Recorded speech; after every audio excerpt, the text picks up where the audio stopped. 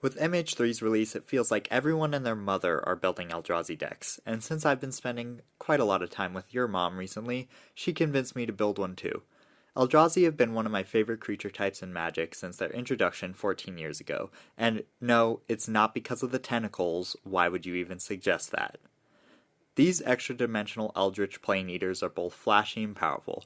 However, until MH3, there wasn't really a commander that could support the Eldrazi game plan that really resonated with me. You guys know I don't really enjoy generic green ramp strategies, and while colorless is cool, it lacks the pizzazz that gets my loins rumbling. 5-color is probably my least favorite color combination of all time. It's just really lame, like a kid who can't make up their mind at the ice cream shop trying every single flavor, but let's not get into that. So, Ulalek was also off the table. But then, I saw him. Herigast, Erupting Nullkite, and holy if there is any creature cooler than an Eldrazi, it's a goddamn Eldrazi dragon. And this twisted Eldritch Dragon is not just super cool, he is also super fun and super powerful. Emerge is a crazy ability, allowing you to cheat costs on all of your creatures. I love aristocrats and big mono red artifacts, so sacrificing giant artifacts for value in order to power up my giant Eldrazi haymakers was too good to resist. Not to mention, I get to play my favorite little goblin mechanics. So if you're like me and like Eldrazi, but don't want to do the normal colorless 5-color or green ramp strats, then lock in and get ready to have your tummy tickled by these mono red tentacles. So, what baddies are we going to be cheating into play? Well, of course, we have the nastiest one-shot killer of them all, Blight Steezy, pulling up to the function with one thing on his mind. Spoiler alert, it's murder. Next, we have Tulamog. I know it isn't as flashy as the new one, but I truly believe being able to exile 2 permanents on cast is much more powerful and more important for our list than exiling half of someone's library. All the Titans I included, I prioritized powerful cast triggers and no negative death triggers in case I need to sack them to emerge something else out, so I don't have the other Ulamogs or the 2 legal Emrakuls. I do play all 3 Kozileks though. This deck ramps hard, as all Eldrazi decks need to, so the card draw aspect of these Titans is crucial to being able to keep our flow of gas and haymakers coming, and remember, we are almost never going to be paying full cost for these bombs. Now, manifesting cards from our own hand is not great in this deck, since we have a lot of expensive creatures. We cannot emerge, you can't emerge to flip a creature up once it's manifested. So honestly, I recommend using the new Kozilek as essentially like discard for your opponents. You pick the opponents that are least likely to have cheap creatures that they can flip up, looking at you, Spellslinger decks, and you are going to draw 4 cards while putting 2 opponents' 2 cards down. This also combos very well with Kozilek's Return. If it is in our graveyard, we can stack the cast trigger so that Kozilek resolves first, forcing our opponents to manifest 2 cards, then we immediately wipe them away with Kozilek's Return. Artisan and Kozilek is really amazing with Emerge. We can sacrifice a creature to pay for Artisan's cost, and then, when the cast trigger goes on the stack, we can just bring that same creature right back. This pairs amazingly with our next 3 bombs, Triplicate Titan, Myr Battlesphere, and Wormcoil Engine. These are great creatures to sacrifice to bring out our other bombs while leaving behind tokens, and we can easily recur them by sacking their own tokens with Goblin Welder. Skitterbeam Surveyor is a super flexible card in this list. We can run it out early for 5 mana, or wait a bit and play it for 9 in order to generate a ton of Emerge fodder. The tokens that it makes will share its mana cost, matching whatever cost we cast it as. So, no, you cannot use him as an Emerge for 9 if you cast him for 5, since Prototype does change the mana value of the card, but getting 3 5-drops for 5 mana is still going to give us a ton of fuel to play our bigger bombs. Our final bomb is Hideous Taskmaster, which is just really messed up. We get to take each of our opponent's best creatures, give them Annihilator 1, attack, ruin their day, and then sacrifice those creatures we stole in order to play out other bombs. It's just really backbreaking. I've never seen this card not be a huge blowout. all these bombs just get even more ridiculous when you combine them with Echoes of Eternity. Now, I know this card is designed to work with Eldrazi, being able to copy their cast triggers and copy the creature itself, giving you double the value, but honestly, it's even more messed up with artifact creatures. This card essentially gives you 4 times the value when you play an artifact creature. I had a game with this list where on turn 3, I played Jessica's Will for 7 mana. I was able to drop a Thran Dynamo into Echoes of Eternity on turn 3.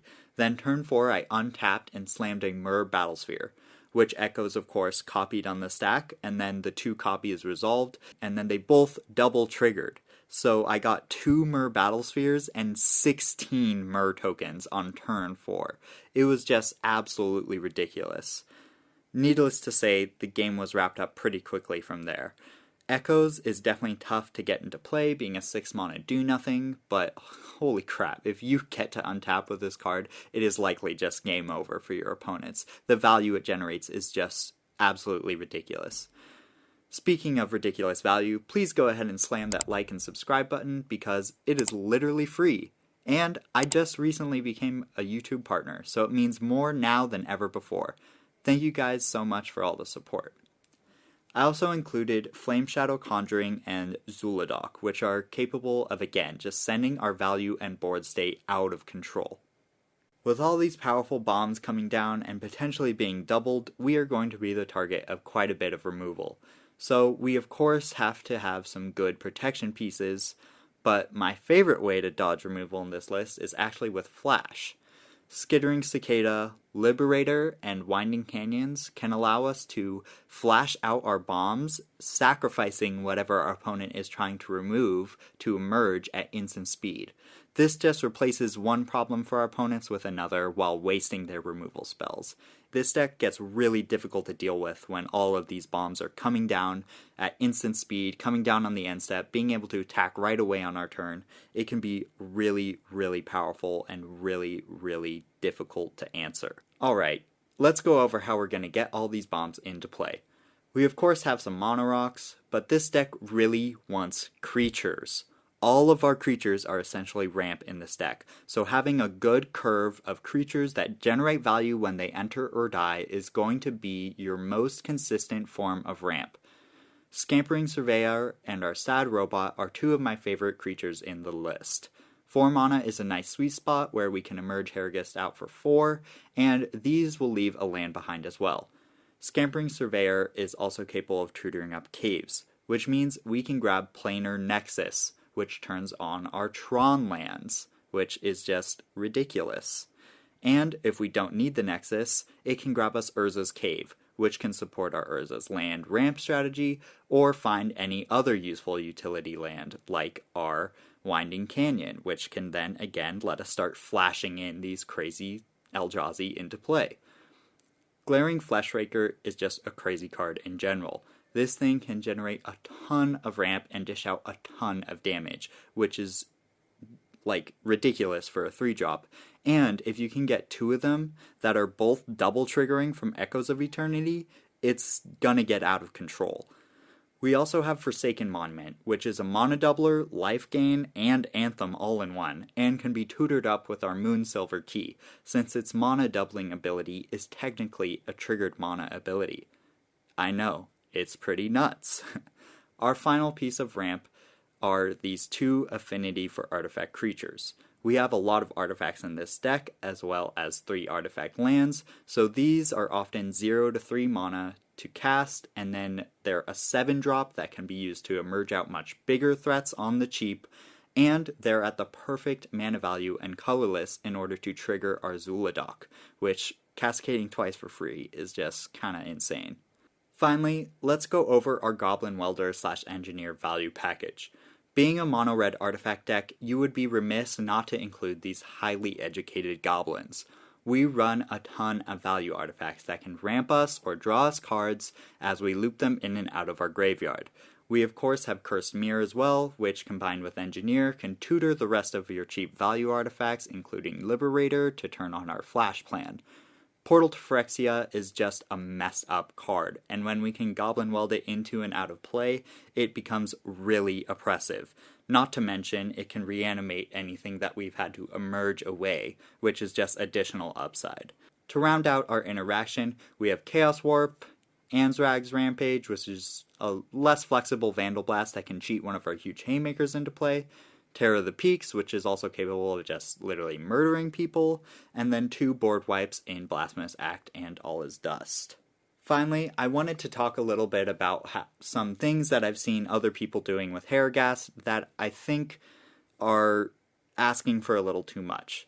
Anything that's like making clones of your creatures or stealing other people's creatures to then cheat out something, I think like they're powerful, and I think including a few of those effects is going to be strong, but I think building your deck with the idea of making copies of your creatures to then sack to emerge, or stealing an opponent's creatures to then sack that and emerge something, is just overcomplicating your already pretty fragile game plan. This deck, keep it simple, play creature, sacrifice creature for value in order to play bigger, scarier creature. When you add in these other steps into that game plan, you're just making it more difficult for yourself to set up everything you need to go right. You already are asking for a lot to have your commander and another creature to then sack, to then play an Eldrazi. If you also then need another thing that can copy that creature before you sack it, you're just asking for too much to go right for you. I'm not saying that they aren't powerful and they can never work. Definitely, I would say try out and include a few of those effects and see how you like them, but I think building your deck with that being a core part of your game plan is going to just overall make your list less consistent. Alright guys, that's going to do it for this DeckTech. Once again, please like and subscribe, leave a comment down below what you think of this list. This deck is super cool, I definitely plan to build it in paper, and go Eldrazi, don't let those tentacles get you. See you guys next time. Peace!